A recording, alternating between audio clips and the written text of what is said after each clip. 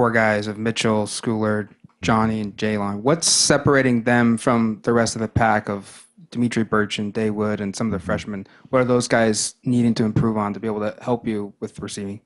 The guys that are behind them need to improve in their consistency. I would always say that fundamentals, consistency, understanding the scheme inside and out, making the plays in practice. It's easy. It's not hard to put together a depth chart because of what you see in practice. We always tell our guys, it's you got to show it so that we can play you. It's not the other way around, right? It's not let's play and see what you can do. It's not a tryout come game day. And so during practice, during camp, all the things that we do to try to enhance development, to try to get guys ready to play, they tell you, and you got to listen to them. And when I say listen to them, listen to the film. As crazy as that sounds, look at it. It's trying to tell you something, whether a guy's ready or not. And if a guy's ready to contribute a bunch, he's going to be on the field. He's going to be on the field. So, and again, even though a guy's not ready, you don't stop developing him. You still got to keep going forward and whatnot. All right, Jerry. Yeah, Coach, don't want to belabor this, or maybe I misunderstood you. You kind of said something about a young team. But as I look at the offense, I mean, the whole offensive line's been 3 years. The receivers have all beat Arizona last year. Basically, this whole team beat Arizona last year with the same personnel. So I think that's what's disappointing to people. I'm sure you feel that way too, right? I mean, you had success last year. Their young team, very young team on the offensive line. So could you just kind of explain what you meant by that? Yeah, well, I never use youth as an excuse for anything. Let's make that clear, right? Okay, maybe I should have said it differently, that we don't have many seniors on our team. So maybe not a senior-laden team would have been a better choice of words, but I've never made an excuse to you or anybody about a loss. And a loss is disappointing, as it is. So we did not start the game well, and we did not respond well when we got hit in the mouth. I think that's obvious. And that's an aspect of our team that I have to do a better job coaching to get a better response, because in this conference and any conference play, you're going to encounter that. You're going to counter a really, really stiff and hard shot from your opponent, especially when you're on the road. And when you do that, and when you get that, you have to counter the momentum, okay? And we have to do that. We have to train that. That's not a natural reaction. That's not something that happens just because we practice. We have to train that. It has to be a bigger point of emphasis than it has been to get the right response. Somewhere on the left, Eric. Wondering how you guys made it from a health perspective. I know you gave some preliminary stuff on Saturday, but I wonder if there's any more updates, especially with guys like Dillon Mitchell and Dallas Wormack. Yeah, well, we have a couple guys that actually both Dillon Mitchell and Justin Herbert, they're both in concussion protocol.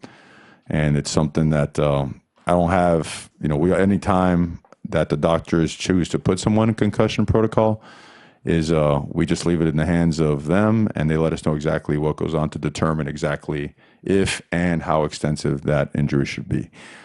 Kano Dillon, we expect him hopefully to be back by Wednesday practice. He is not full speed yet.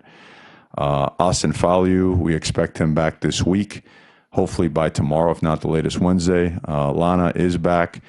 Dallas Wormack, he did go down with a little bit of a shoulder tweak, but he seems to be okay. All tests that were run on him were clean, and I think that sums it up right there. James, you still on roll? Over here, right, on the right, Austin. Mario, with Justin, was that something that happened on a particular hit in the game? Was it at the end of the game? Was it during the game? Did you determine that? Yeah, that's always hard to tell. You never know. It might have been at the end. It looks like that might have been the point, but without, not being a doctor, I can never comment on exactly when. But anytime someone seems to have, taken on a hit, we're always going to take, the highest level standard in terms of assessing guys to make sure that safety is at the forefront, the priority. But in terms of when, hard to say. With Justin's injury or concussion protocol, how much attention are you giving to Burmeister and Shuck in practice of first-team reps? Is that something that their numbers could go up this week in preparation for worst-case scenario? It could. It could. You know, we wait and see, which I guess we'll inform you of anything else we receive from that standpoint. I think it's been well established. I've always been upfront and honest with you guys about all that stuff. But you know, should the case be where it's something where they have to play right away? Absolutely, those guys will be taking a bunch of reps, and that goes for any position as well. You know, it certainly was the case when Panay went down, when Cam McCormick went down. You know, Austin going down. That was one that, you know, Andrew, his younger brother, got a lot of playing time and actually played really well. So that's always something that we have as part of the plan when someone gets injured. First, Mario, because this is going to be hindsight 2020, but fans were already asking why Justin was in the game late on that last drive because of the score and everything else. And now with this news, they're going to revisit it. Can you explain a little bit of the strategy and decision making there, keeping him in the game at that point because of this? I understand it's hindsight 2020.